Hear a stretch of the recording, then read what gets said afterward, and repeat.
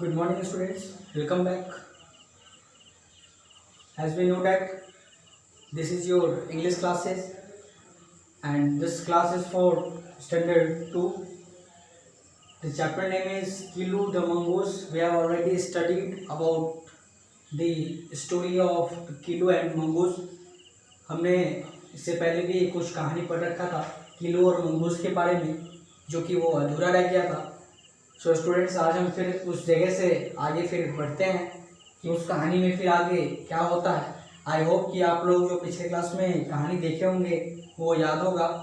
तो एक बार हम फिर से इस चीज़ को आगे बढ़ते हैं कि इस कहानी में क्या होता है. तो आगे यहाँ पे है his brothers often laughed at him. मतलब इसका होता है कि उसके जो भाई थे, ठीक है, वो हमेशा उस पर हंसते रहते थे. ठीक है. लिटिल कोवार्ड का मतलब होता है कि डरपोक, मतलब थोड़ा डरपोक. आगे कीलू लाइक चेसिंग ग्रास ऊपर. कीलू जो है सो मतलब पीछा करना. ग्रास ऊपर का मतलब पीछा करना, वो उसको बहुत पसंद करता था. ठीक है. दे वेयर फन का मतलब होता है कि वो मजे करते थे. ठीक है. वो आपस में बहुत मजे करते थे, मतलब खेलते कूदते थे. आगे है it was also fun to climb up trees. और वो और भी ज़्यादा फन होता था, मतलब मज़ा आता था कब, जब वो पेड़ पे चढ़ता था. Climb up trees. आगे है and peep into bird's nest का मतलब होता है कि जो चिड़िया का चहचहाना होता है. ठीक है. जो चूचू जो करती है, जो चिड़िया का जो आवाज़ होता है, उसको हम लोग बोलते हैं. तो and peep into bird's nest मतलब होता है घोंसले में जाकर के जो चिड़िया चहचहाती है.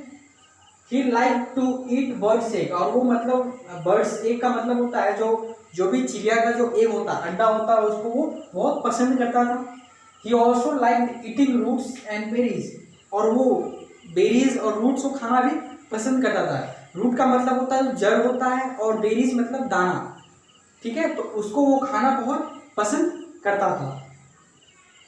His brother said that it was a disgrace to be so tan. इसका मतलब है कि उसका भाई फिर उसे कहता है it was a disgrace. Disgrace का मतलब होता है कि अपमान करना. ठीक है. तो his brother said it was disgrace, मतलब उसके भाई बोलते हैं सो टेम का मतलब होता है कि बस में करना. ठीक है. It was disgrace to be so tame, मतलब उसको अपने बस में नहीं कर सकते हैं. दे फाउट विथ स्नेक, मतलब वो स्नेक के साथ, मतलब सांप के साथ लड़े. एंड ऑफन किल देम, और वो मतलब उसको मार दिया.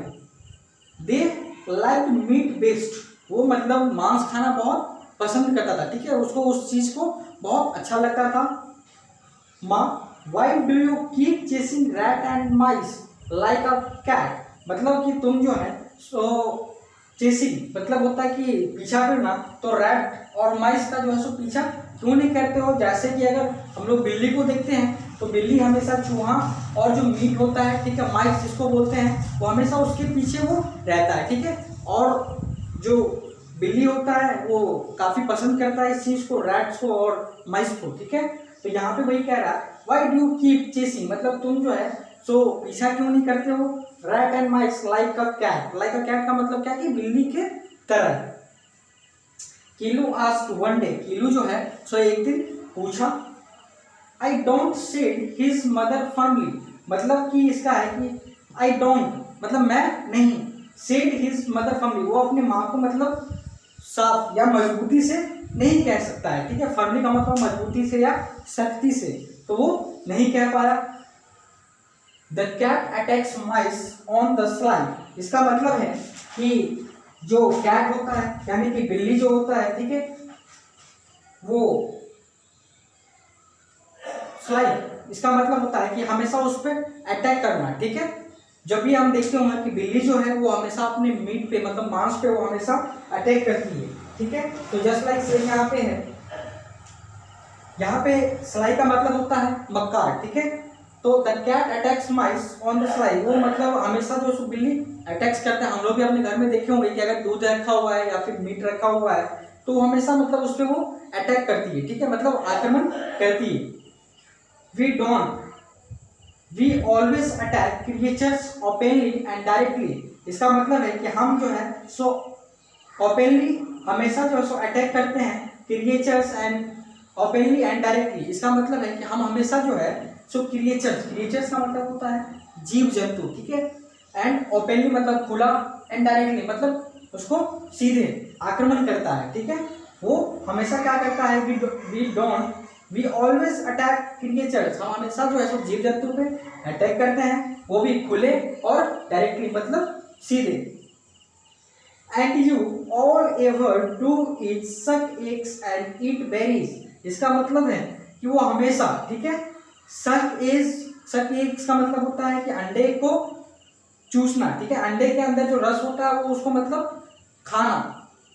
एंड ईट बेरीज का मतलब हमने पहले बताया कि दाना, ठीक है, तो वो उस चीज को खाना बहुत पसंद करता है। You should have been a bird and not a mongoose. इसका मतलब है वी शुड हैव बीन मतलब हमें पास होना चाहिए a bird and not a mongoose, हमें चिड़िया होना चाहिए, ठीक है, लेकिन मंगूस नहीं। टीज्ड हिज ब्रदर्स, और उसको उसका भाई चिढ़ाता है। Killu eyes filled with tears, Killu का जो आंख है, ठीक है, वो क्या होता है कि बिल्कुल जो है सो फिल्ड विद टीयर्स मतलब आंसू से भर जाता है। He could not help being different, वो मतलब उसको मदद नहीं कर पाता, अलग तरह से उससे मदद नहीं कर सकता है। ही वॉज श्योर, वो मतलब पक्का था।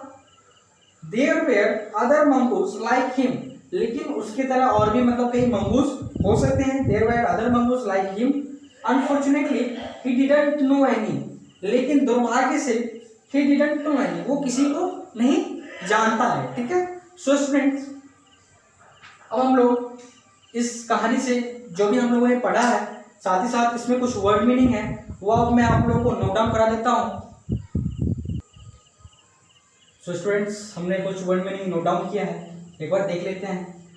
ऑफ्टन का मतलब होता है अक्सर या हमेशा, ठीक है। कोवार्ड का मतलब होता है डरपोक।